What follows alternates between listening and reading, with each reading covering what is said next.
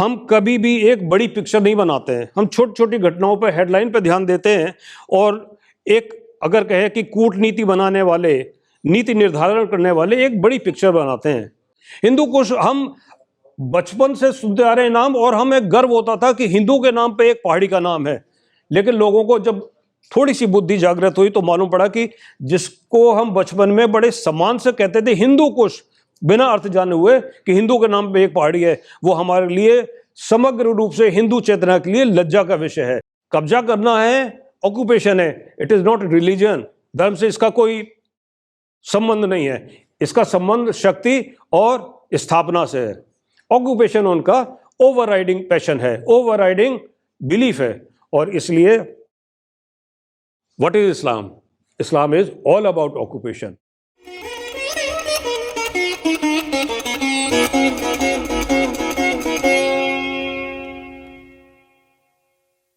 उठो और उससे पहले कि वो तुम्हें खत्म करें, तुम उनको खत्म कर दो। ये एक एटीट्यूड है, और वो एटीट्यूड उस वक्त आता है जब आपको एहसास हो जाता है कि आप क्या हैं और आपके विरोधी क्या हैं। पुलिस में और आर्मी में भी ट्रेनिंग के दौरान एक बात बड़े अच्छे से बताई जाती है, वो ये कि जब भी ब्रीफिंग चल रही हो, आर्मी की बात बताऊं तो सबसे छोटा एक जो ग्रुप है जो इंडिपेंडेंटली एक्शन करता है, चाहे वो अटैक हो, एम्बुश हो, या जो भी आर्मी की कार्रवाई है, वो सेक्शन है। सबसे छोटा ग्रुप सेक्शन, और सबसे बड़ा ग्रुप तो कहें कि पूरी आर्मी जहां जिस भी प्रयोजन में अपना वो कार्य संपादित कर रही है, तो वहां सबसे पहले जो ब्रीफिंग होती है उसमें दो बिंदुओं पर चर्चा होती है। वो बताते हैं कि खबर अपनी और खबर दुश्मन की। जो फौजी का ब्रीफिंग तरीका है उसमें सबसे पहले ये बताते हैं कि अपनी और दुश्मन की, खबर अपनी और खबर दुश्मन की। उसमें ये बताते हैं कि हमारे पास क्या संसाधन है, हमारे पास क्या शस्त्र और अस्त्र हैं, और दुश्मन के क्या संसाधन है, दुश्मन की क्या तैयारी है, और उसके बाद फिर बताते हैं कि आगे क्या किया जाए। तो मेरा मंतव्य इस वक्त ये है कि बड़े छोटे से प्रेजेंटेशन के दौरान मैं आपको ये बताना चाहता हूं कि हमारी खबर क्या है और खबर दुश्मन की क्या है। इसलिए कि जो हमारा यहाँ एकत्रित होने का उद्देश्य है वो ये कि आपको सजग किया जाए, सचेत किया जाए, और आपको चेतावनी दी जाए, ताकि आप बाद में ये ना कह सके हमें पता नहीं था, हमें किसी ने बताया नहीं। तो मैं दो भागों में बताऊंगा कि जिहाद क्या है और जिहाद के बाद क्या उनका दूर से दिखाई दे रहा लक्ष्य क्या है। और जिहाद के बारे में जहां हम बात करें तो ये बड़ा स्पष्ट है कि ये उनके धर्म का हिस्सा है। ज्यू होलोकास्ट के बारे में चूंकि डॉक्टर साहब ने बताया, पहले ही बताया, और हम ये जानते हैं कि ज्यू होलोकास्ट के बारे में पूरे विश्व में बड़ी चर्चा होती है। और चर्चा होती है कि ये जो एक सीमित समय था 1941 और 1945 के बीच में, नाजी जर्मनी ने जो यहूदियों का सर्वनाश करने का जो संकल्प लिया था और उसको काफ़ी हद तक पूरा भी कर दिया।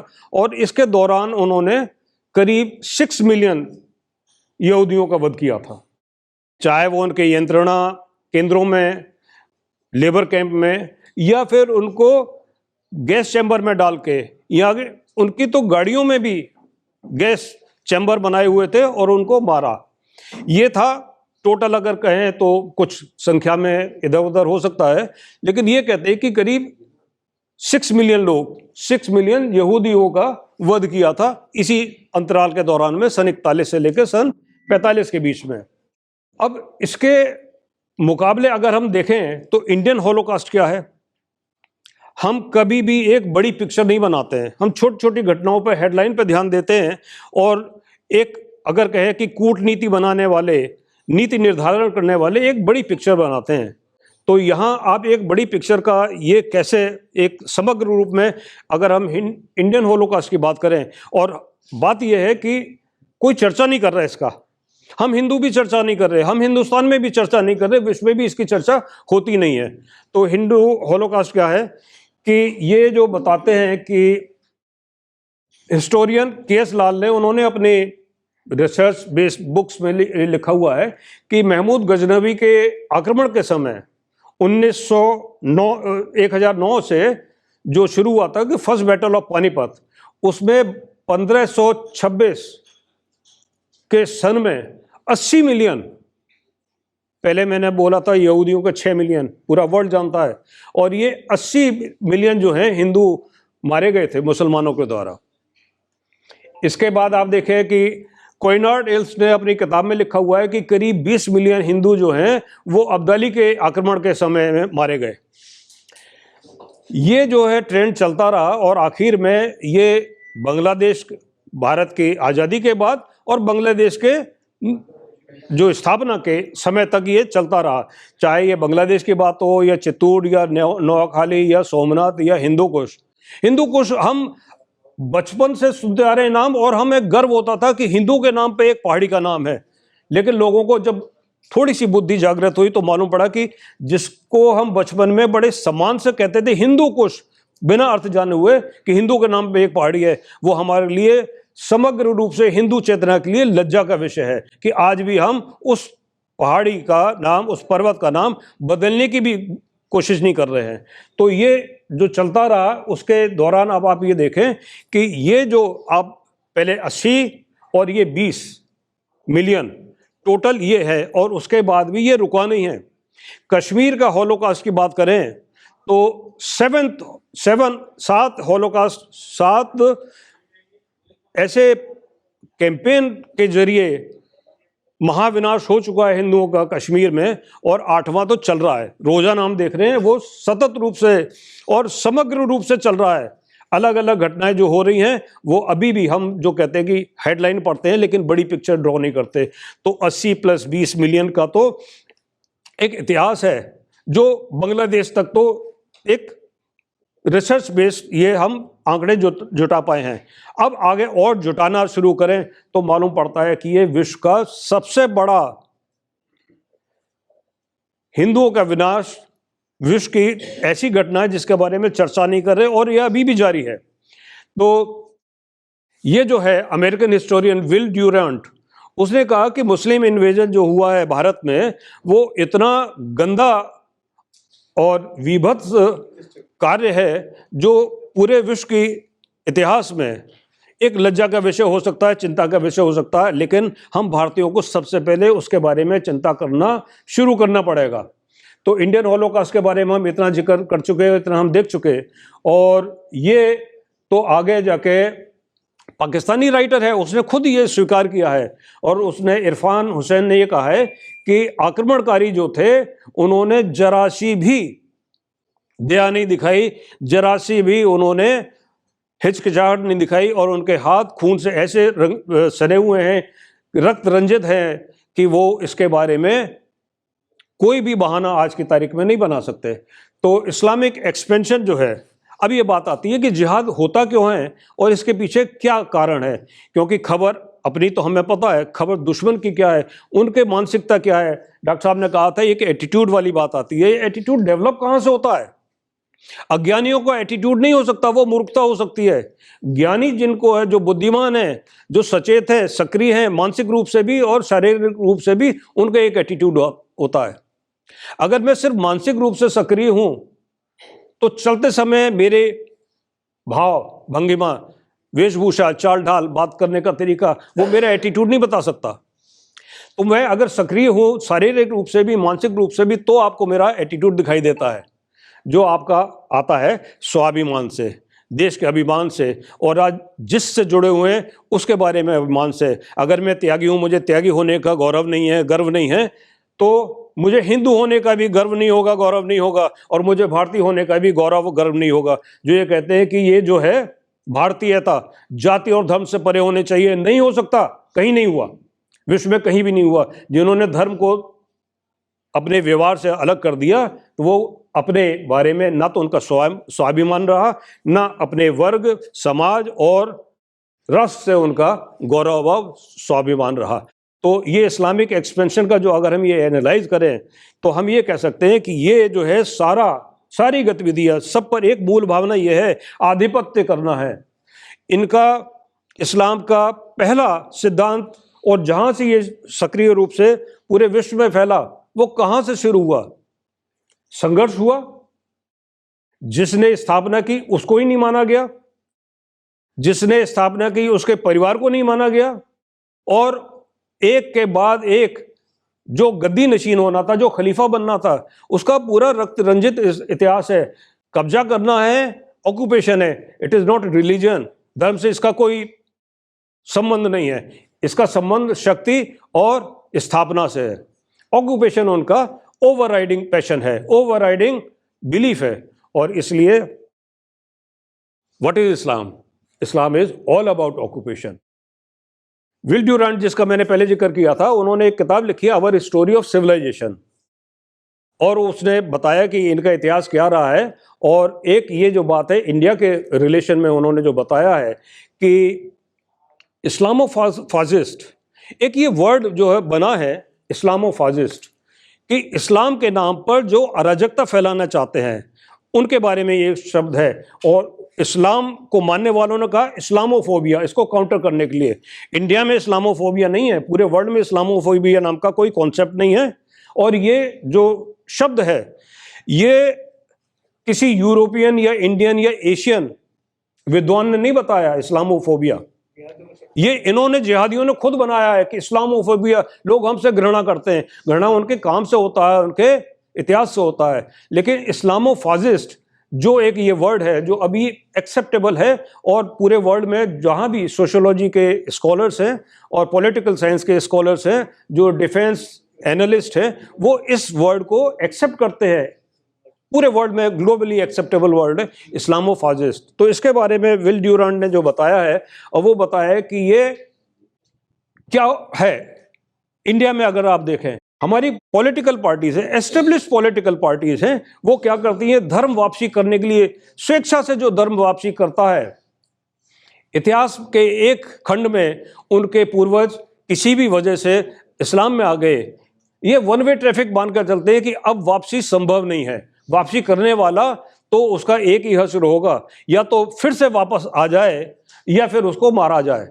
तो जब ये स्वेच्छा से धर्म वापसी करते हैं, तो उसके बाद हमारे पॉलिटिकल पार्टीज उसके बारे में बड़ा हल्ला मचाते हैं। और ये विल ड्यूरांट ने भी बोला है, ये वर्ल्ड में पूरा ये लोगों ने, जो भी पॉलिटिकल डेवलपमेंट को स्टडी करता है, रिलीजियस बेस्ड पॉलिटिकल जो नैरेटिव क्रिएट करने वाले, उनके बारे में स्टडी करते हैं, तो कहते हैं यही तो इस्लामोफाजिस्ट है, यही तो उनका काम करने का तरीका है। कि अगर कोई आ रहा है स्वेच्छा से, यहीं मैं भी मौजूद था उस वक्त, और यहीं पर हमारे ही बंधु हैं जितेंद्र त्यागी जी, गोत्र दिया हमने, जाति दी, पहचान दी, वो हमारी अभी सहोदर के समान है। उनके बारे में ही बड़ा हो हल्ला मचा। उनको क्या किसी ने प्रेशराइज किया था? नहीं, वो अपनी स्वेच्छा से आए थे। क्या वो पैदाइशी अरब से ही आए थे और हमेशा से मुसलमान ही रहे थे? किसी समय में उनके पुरखों ने कन्वर्ट किया होगा। तो ये जो बातें आती हैं इस्लामिक एक्सपेंशन के बारे में, कि वन वे ट्रैफिक, घुस तो जाएगा लेकिन बाहर नहीं आएगा, और उसके बाद आगे के रास्ते खुले रहें, लोग आते जाएं, और ये एक ऐसा ट्रैप डोर है जिसमें आप घुस तो सकते हैं, बाहर नहीं निकल सकते। जिहाद क्या है? जिहाद के बारे में मैं चूंकि हिंदी में भी पढ़कर आया, मैं इंग्लिश में भी पढ़कर आया, बहुत सारी वेबसाइट में भी देखा, और मैं आधिकारिक रूप से यहाँ वो कोट कर रहा हूँ जो वो वेबसाइट हैं और जो किताबों में मैं रेफरेंस दिया हुआ है। मेरी इस किताब में ये रेफरेंस हैं, तो मैं वो बातें कह रहा हूँ। जो कोई अगर कहे कि जी, फिर कहें कि बिना किसी तथ्य के बोल दिया, ये तथ्य पर आधारित है। यहाँ मैंने लिंक दिए हुए हैं, और जो भी यहाँ शामिल होगा उन सबको ये डॉक्यूमेंट और प्रेजेंटेशन भी मैं शेयर कर दूंगा। तो जिहाद के बारे में क्या लिखा हुआ है वो यहाँ आपको सबको दिख रहा होगा, मैं पढ़कर बता देता हूँ कि व्हाट इज बेस्ट डीड, सबसे अच्छा काम क्या है। ये सवाल पूछा किसी ने इस्लाम के पैगंबर से, ये सवाल पूछा कि सबसे अच्छा काम क्या है। तो जवाब आया कि to believe in him and his apostle, यानी कि खुद के बारे में बोला कि या तो उनके बारे में या मेरे बारे में यकीन करो, ये सबसे अच्छा काम है। दूसरा क्या काम, व्हाट इज द नेक्स्ट, दूसरा और अच्छा काम क्या है? तो जवाब आया कि जिहाद में शामिल हो, जो कि उनका ही एक मंतव्य है, उनका ही एक ऑब्जेक्टिव है, उसमें शामिल हो। तो ये एटीट्यूड कहाँ से आता है? वो यहाँ से आता है कि इस तरह के बहुत सारे संदर्भ हैं कुरान में, और वो बताते हैं कि जिहाद करना सभी यकीन करने वालों का नैतिक और धार्मिक कर्तव्य है। हम जो है हिंदुओं में हम नैतिक कर्तव्य कुछ अलग मानते हैं, धार्मिक कर्तव्य कुछ अलग मानते हैं। हमारे यहाँ धर्म की जो नेतृत्व है और राष्ट्र का नेतृत्व अलग अलग है। क्रिश्चियनिटी में बहुत समय तक एक साथ रहा, मेरे ख्याल से 17वीं शताब्दी में आके जो है पोप और किंग अलग अलग हो गए। लेकिन हिंदुस्तान में जो कॉन्सेप्ट है उसके एकदम विपरीत एक कॉन्सेप्ट ये है कि एक ही शक्ति है जो धार्मिक नेतृत्व और राजकीय नेतृत्व या राजनीतिक नेतृत्व दोनों ही उनके मुकाबले, और खलीफा का जो एक इंस्टीट्यूशन शुरू हुआ वो यही बात बताता है कि जब जिसको कहते हैं कि मारा गया आईएस का चीफ, जब उसने अपने को खलीफा घोषित कर दिया तो दो ही बातें होती हैं कि या तो आप उनको मान लो खलीफा, और जो नहीं मानता वो फिर धर्म के खिलाफ हो गया, तो उसका क्या है? उसका फिर एपोस्टेसी, जो धर्म के विरुद्ध है उसका फिर वो सजा का हकदार है। क्या क्या सजाएं हैं? 3 सजाएं हैं, धर्म के विरुद्ध होने की 3 सजाएं हैं। तो ये जो है जिहाद के बारे में एक उनके इंडोक्ट्रिनेशन का, आप जितना, अगर मैं उस धर्म में हूं और मैं रोजाना उसके बारे में चर्चा करता हूं और अध्ययन करता हूं, तो मेरा ये विश्वास जो है, मेरा बिलीफ सिस्टम रोजाना मजबूत होता जाता है, क्योंकि हर जगह कुरान में इस बात का जिक्र किया हुआ है कि जिहाद करना बहुत जरूरी है और अच्छा है। एक अच्छे मुसलमान की ये जिम्मेदारी ये बताया गया है। एक अच्छे मुसलमान होने के नाते जिहाद में शामिल होना उनकी जिम्मेदारी है।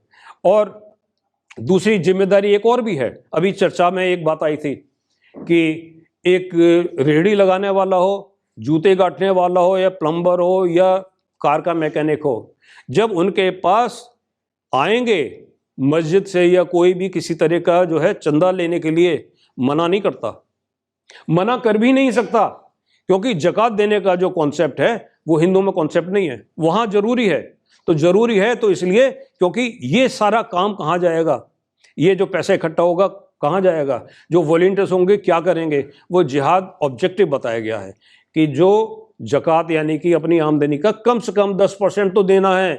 और अगर वो 10%, उसको मालूम है इस महीने की, पिछले महीने की मेरी आमदनी हुई थी 10,000 का 10% तो जकात में देना है, और अगर उसके पास वो जकात का पैसा बचा है, मांगने वाले आते हैं तो देगा, दोबारा भी आएंगे दोबारा भी देगा, त्योहारा भी आएंगे त्योहारा भी देगा, मना नहीं करेगा।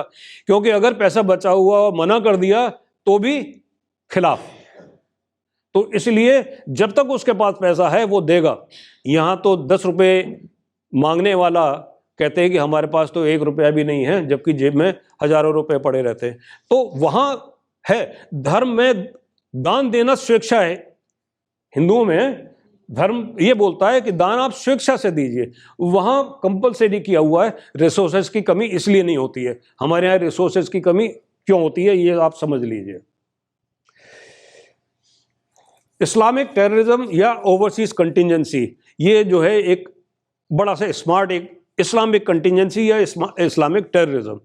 लोग क्या करते हैं, यूरोपियन कंट्री ने तो आज के तारीख में जो पहले वो बोलते थे इस्लामिक टेररिज्म, अब वो कहना भी बंद कर दिया। इनफैक्ट एक समय था, मैं चूंकि सिक्योरिटी बैकग्राउंड का हूँ, आर्मी के बाद में जो काम भी मैंने किया वो सिक्योरिटी से रिलेटेड किया, होमलैंड सिक्योरिटी के बारे में, जियो पॉलिटिक्स के बारे में अभी आजकल मैं चर्चा करता रहता हूँ। तो मुझे ये मालूम था कि इस्लामिक टेररिज्म, लोग उस वक्त एतराज करते थे, मेरी भी ब्रीफिंग में लोग आते थे, कहते थे आप इस्लामिक टेररिज्म क्यों बोलते हो। मैं कहता था कि इसके अलावा और कुछ चर्चा ही नहीं है, आप बता दीजिए, फेहरिस्त बड़ी लंबी है, जहां भी आप जाएंगे तो वो इसके अलावा मैं क्या बोलूं इसका। हाँ, ये जो कहा जाता था कि all the terrorist are not Muslim and all Muslims are not terrorist, but that fact is that वो पिछले कम से कम 2 सदियों में और अभी भी वो जारी है कि जब हम आतंकवाद की चर्चा करते हैं तो ये इस्लामिक आतंकवादी है, इसके अलावा और कुछ बहुत कम है, जो बचता है वो फ्रिंज में है, 1% से ज़्यादा नहीं है। तो ऐसे ये जो है प्रोफेसर सैमुअल हंटिंगटन ने एक स्टडी किया और उसमें उस स्टडी में उन्होंने बताया कि 13 एक ऐसे वर्ल्ड में 13 ऐसे जगह हैं जहां पर मुस्लिम पॉपुलेशन लड़ाई लड़ रही है, या तो अपने अपने साथ ही लड़ाई लड़ रही है या फिर सो कॉल्ड काफिरों के साथ लड़ाई लड़ रही है। तो ये लड़ाई जो है सतत है, समग्र रूप से है, अपने साथ भी है और बाहर के साथ भी है। इसलिए मैं आखिर में एक बात बताऊंगा यहाँ टैक्टिस जिहाद की क्या है, कि टैक्टिस जिहाद की ये है कि पहले तो शुरुआत में तो काफिले ही लूटे जाते थे, बिजनेसमैन लूटे जाते थे, व्यापारी लूटे जाते थे। अब जो है after gaining recruits and strength, Islamic state today attacks what they attack the establishments. एक जमाने में जब ये सीरिया में आतंकवाद जो है, इराक में हमने देखा बड़ा भीषण आतंकवाद देखा। इराक में तो पहले तो ISIL कहलाता था, लेकिन ये जो ऑयल प्रोड्यूसिंग कंट्री हैं जहां खासतौर से इराक, एक भी ऑयल वेल बंद नहीं हुआ। इतना अराजकता हुई, इतना मारकाट मची, इतना लोगों को मारा गया, यजीदीज को तबाह कर दिया गया। उस सारे इलाके में ऑयल वेल का प्रोडक्शन कम नहीं हुआ। सारे पढ़े लिखे हैं, वो ऑयल वेल को जो छोड़ कर चले गए, कंपनी के लोग छोड़ कर चले गए, उसको प्रोडक्शन में, और वो ऑयल वेल का प्रोडक्शन बढ़ाया उन्होंने और फिर सस्ते में बेचा, पूरे वर्ल्ड की इकोनॉमी बर्बाद कर दी।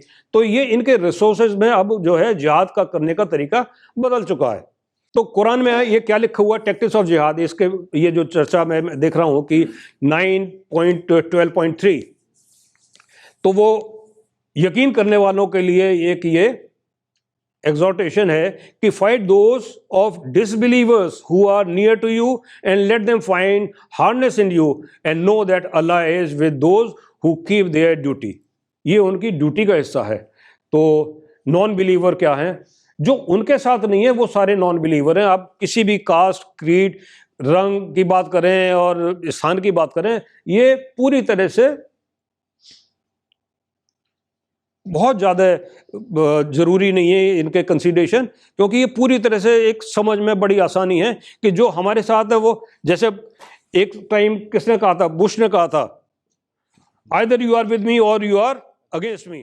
तो अब ये है कि ये जिहाद का एक रूप बढ़ बढ़ के, कि जिहाद तो चल रहा है, जो सीरिया में कर रहे हैं वो भी जिहाद है, इराक में कर रहे हैं, ईरान में कर रहे हैं, या कहीं भी कर रहे हैं, चेचनिया वाले भी कर रहे हैं जिहाद, वो भी लड़ रहे हैं, और यूक्रेन रशिया वार में वो भी लड़ रहे हैं, और वो भी कह रहे हैं, हालांकि वो आए हैं रशियन इनविटेशन पर, लेकिन चेचनिया के जो लड़ाके हैं सारे मुस्लिम हैं, वो कह रहे हैं हम जिहाद कर रहे हैं। क्योंकि हर किसी भी तरीके से अगर कोई भी नॉन बिलीवर मारा जाता है तो क्रेडिट, ये तो एक ऐसा बैंक अकाउंट है जहां एक युद्ध की बात है, और मैं अभी उस शासक का नाम भूला जा रहा हूं, मुगल, तो उनके जो है वो सेनापति हिंदू थे, उनकी सेना भी हिंदू की थी, और वो लड़ाई कर रहे थे, कमजोर पड़ रही थी सेना। बादशाह को कहा गया कि जी क्या करें, कहते कि लड़ने दो, कि हमारी फौज मर रही है, कहते मरने दो, तो मरने दो, क्योंकि जैसा भी चाहे ये मरे या ये मरे, जाएंगे तो ये नर्क में और क्रेडिट आएगा हमारे अकाउंट में। तो ये ऐसा बैंक अकाउंट है जहां चाहे इधर से मरे या उधर से मरे। तो वो चेचनिया वाले वो कहते हैं कि हम मर जाएंगे तो हम तो जाएंगे, वो बेनिफिट जो है ना, वो पैकेज डील जो है शुरू में 1400 साल पहले जो पैकेज डील बनाई गई थी आज भी अट्रैक्टिव है। अब ये वो पैकेज डील को एनकैश करने के लिए मेरे पास एक वाउचर है, एक ट्रैवल कंपनी ने दिया वाउचर कि साहब आप जाइए पूरे एक साल में कहीं भी 5 स्टार होटल में 5 दिन और 6 रात का आप एंजॉय कीजिए। तो ये है 1 साल तक। अब 1 साल से पहले मुझे उसको एनकैश करना है, उसको अवेल करना है। अब जिनके पास वो पैकेज डील के लिए क्वालिफाई कर गए, अब वो कैसे अवेल करेंगे, वो फिर आगे मैं बताता हूं क्यों उतावलापन है कि गजवा हिंद क्यों होना चाहिए। तो ये टैक्टिक्स ऑफ जिहाद जो है ये धीरे धीरे चेंज होती जा रही है, और अब ये फोकस कर रही है कि अब होना चाहिए गजवा हिंद। क्योंकि जिहाद समग्र रूप से सफल तब माना जाएगा जब पूरे विश्व में इस्लाम का परचम फहराया जाएगा। और इसका हवाला है, इसका हवाला कुरान में भी है, हदीस में भी है कि जब इस्लाम का परचम पूरे विश्व में फैला दिया जाएगा उसके बाद ही विनाश काल शुरू होगा। तो विनाश के एक चरम सीमा पर पहुंचने पर फिर एक दिन तय है, एक मुकर्रर दिन है जिसमें सब लोगों को हाजिरी देनी पड़ेगी, और वो कहलाता है कयामत का दिन, day of judgement. Day of judgement कि जहां खड़े होकर जब आवाज लगेगी लब्बैक, लब्बैक means get up and get counted, तो जब आवाज लगेगी लब्बैक तो सारे खड़े होकर कहेंगे कि हम थे, हम थे। कौन थे? कीजिए, हम मोमिन थे, हम गाजी थे, वो बताएंगे। और उनको तब जो है मिलेगी पैकेज डील, एनकैश करने की, अवेल करने की फैसिलिटी तब मिलेगी। तो ये जो है पैकेज डील कब होगी, वो कयामत का दिन कब आएगा? कयामत का दिन तो तब आएगा ना जब झंडा फहराया जाएगा, सुप्रीमेसी हो जाएगी, इस्लामिक सुप्रीमेसी हो जाएगी। और इस्लामिक सुप्रीमेसी तब तक एस्टेब्लिश नहीं हो सकती जब तक कि हिंदुस्तान में, जो कि पूरे वर्ल्ड की सबसे बड़ी काफिरों की पॉपुलेशन है, यहाँ काफिरों को या तो धर्म में मिला लें या इनको खत्म कर दें। तो यहां से गज़वा-ए हिंद की शुरुआत होती है कि क्यों हिंदुस्तान इनके स्कीम ऑफ थिंग्स, इनकी लार्जर प्लानिंग, बिग पिक्चर में बड़े केंद्र में ये है कि गज़वा-ए हिंद को सफल होना है। गज़वा-ए हिंद को सफल बनाने की उतावली इसलिए है। और जब गज़वा-ए हिंद हो जाएगा, शुरू हो जाएगा, आज की तारीख में भी अगर कोई खड़ा होकर फिर कहता है कि जी मैं खलीफा हो गया, तो फिर वही वाली बात कि या तो मान लो, बैत स्वीकार करना, उनका जो है जो राजदंड है, उनके राजाज्ञा स्वीकार कर लो। और स्वीकार करते ही अगर किसी ने सिर्फ इन्होंने ये कह दिया कि जी गज़वा हिंद की शुरुआत हो गई, तो जो मैं अक्सर ये कहता हूँ कि इसमें हम तो मरेंगे ही मरेंगे। जो सो कॉल्ड, जो अपने को कहते हैं कि हम अच्छे मुसलमान, वो कहेंगे कि हम क्यों मारे बिना वजह, बेकसूरों को क्यों मारे, बेगुनाहों को क्यों मारे, तो कहेंगे कि ये धर्म के विरुद्ध है, एपोस्टेसी, सबसे पहले तो सजा उसकी। तो उसको भी मारना सवाब का काम है, पुण्य का काम है, काफिरों को मारना भी पुण्य का काम है, क्योंकि धर्म का युद्ध। अब सवाल ये आता है कि इस धर्म के युद्ध में जब हो जाएगा तो इसको हम देर तो कर सकते हैं, डिले तो कर सकते हैं, मुकाबला कुछ हद तक कर सकते हैं, लेकिन अगर इसको पूरी तरह से हराना है तो ये हराने का एक ही तरीका है, सेल्फ एक्सप्लोजन। जो बटन पर अंगूठा लगाए वो कहता है कि मैं मरने को तैयार हूं, तो कैसे उसका अंगूठा और बटन के बीच की जो दूरी है कम करी जाए, तब तो बच सकते हैं। नहीं तो ये सेल्फ एक्सप्लोडिंग मोड में है। और इसलिए या तो हम जरूरी करें कि उनको कि आप जो है सेल्फ एक्सप्लोजन में ये खत्म हो जाए, या हम अपने विचारधारा से इतना प्रभावित कर दें कि वो वापस आने लगे। क्योंकि हिंदुस्तान में सेंसस की रिपोर्ट नहीं बताती, क्योंकि 2011 के बाद सेंसस हुआ नहीं, आधिकारिक सेंसस हुआ नहीं, लेकिन जो भी है वो सारे इंपोर्टेड क्वालिटी है, जो सिर्फ 1% से ज्यादा नहीं है, और वो कैटलिस्ट का काम कर रहे हैं। बाकी तो खरपतवार की तरह से जो बढ़ रहे हैं। मैमल्स में रेट ऑफ प्रोक्रिएशन सबसे ज्यादा रेबिट का बताया जाता है, 7%। 2011 की सेंसस बोलती है कि 17% इनका पॉपुलेशन इंक्रीज हुआ है। बायोलॉजिकली ये नहीं है। तो ये रोहिंग्या, बांग्लादेशी वगैरह जो आते हैं, ये सारी बातें हैं। मैं आखिर में जी एंड स्लाइड जो आपको बताता हूं कि ये क्या रहा है। तो गज़वा-ए हिंद के बारे में ये तो एक मैं जो बताता हूं कि अबू हुर्रिया ने ये बताया कि messenger of Allah promised us the conquest of al Hind, the सब कॉन्टिनेंट।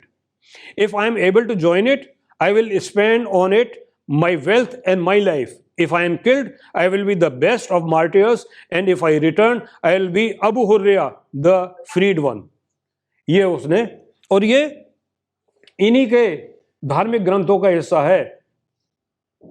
तो ये ऑफिशियली किया हुआ है, लिखा हुआ है। लेकिन आज जब मैं ये कहता हूं कि मैं हिंदू हूं और मैं अपने राष्ट्र को हिंदू राष्ट्र बनाना चाहता हूं। मेरे हिंदू भाई उससे सहमत नहीं होते, हंगामा मच जाता है। लेकिन जहां ये एक प्रोजेक्ट की तरह से डिक्लेयर्ड है कि गजवा हिंद होना है, हिंदुस्तान में इस्लाम का परचम, तो यहां ये एक्सेप्टेबल है कि ये उनका धार्मिक कर्तव्य है और वो लेजिटिमेट उनका अटेम्प्ट्स हैं। तो यहां पर जो एक अर्जेंसी क्या है, अर्जेंसी यही है जो मैंने बताया कि डे ऑफ जजमेंट तो आएगा, वो तभी आएगा जब गजवा हिंद सफल हो जाएगा, क्योंकि उसके बाद बाकी पूरा पॉपुलेशन के हिसाब से देखिए, चाइना में पॉपुलेशन जो है वो काफिरों की नहीं है, जो किसी भी धर्म को मानने वाले नहीं है, इसके बारे में इनकी किताब में कुछ जिक्र नहीं है।